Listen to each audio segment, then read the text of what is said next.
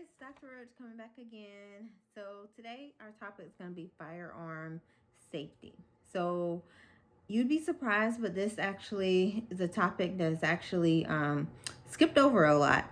We always want to talk about anticipatory guidance at our appointments, but a lot of times we skip over firearm safety. For one, some states have actually banned it, and two, sometimes it's just hard to kind of get that in. It's kind of a hard leadway. It's not like pool safety and stuff like that. People think firearms don't actually kill kids. So it's an interesting topic. So I did this study in 2015, 16, and presented it at the AAP conference, American Academy of Pediatrics. So my study was on firearm safety education in a military pediatric clinic. And basically, I worked with Dr. Sutter, and we talked about basically firearm, and we did questionnaires to different families that went to the pediatric clinic just to get a feel of kind of what people's opinions were, what they actually had, what kind of firearms they had, and stuff like that.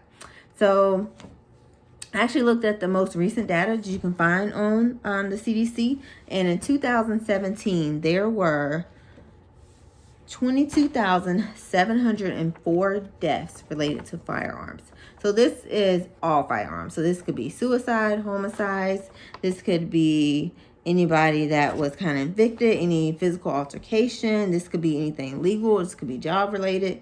This could be at home, jobs, unknown, and transportation. So anything. So that's a lot of deaths in America. 22,000 deaths in 2017. So of course it takes a few years for the data to come up. So I know we're in 2021, but it takes a few years for all that data to be collected across all the hospitals, clinics, stuff like that. So, and then they have to like put in databases and tables and stuff. So we're always a few years lagging as far as the data, but basically 22 deaths.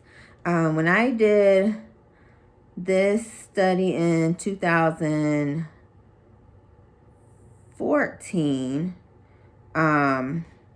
I looked at basically all mortality, anything related to the CDC, and there were a total of 199,000 deaths related to injuries. Okay, so that's all injuries. That's overdose, anything, and only about 17% of those were related to firearms. So as you can see, definitely very, very significant population. So between 1981 and 2010, there were 113,000 infant, children, teens killed by firearms. 113,000 in basically 30 years. That is more than all the soldiers. It's 25,000 more than all the soldiers that were actually killed in Korea, Vietnam, Iraq, and Afghanistan. Does that kind of hit home to you yet? Hopefully it does if it doesn't. So basically, and this was looking at about 300 patients in our clinic, and basically about 145 or about 47% of them had a firearm at home. That's a little bit more than what you'll see in kind of the American population. So in the United States, it's about 33%, but in the military population is a higher incidence of those that have firearms. So it's about 47% in our study, which was about the same as other studies that I reviewed. 87% of those households had a handgun. Most of the parents reported that they were stored in a safe. So about 66% of parents reported that they were stored in a safe, which is great. But then we still have that 34% that was not, right? 7% of the parents in my study actually had a child or a teen that was injured by a firearm. And then 45% had said that their children had seen some kind of firearm safety, whether it was through their physician, through them going to a class, through their parents educating them. They received some kind of education. So the big things that to me that stood out the most in this study is that us as physicians, we don't actually talk about firearms. So I actually did a study. I did a survey like 300 before and after, and about 6% of participants said that they had ever been talked to about firearms in the clinic, only about 6%. And then after the study, about 30%. And some of the interventions I did was kind of reviewing the AAP policy statement with fellow physicians, staff, residents, providing education, putting up flyers, signs, and that kind of increased and had everybody talking about it more and more.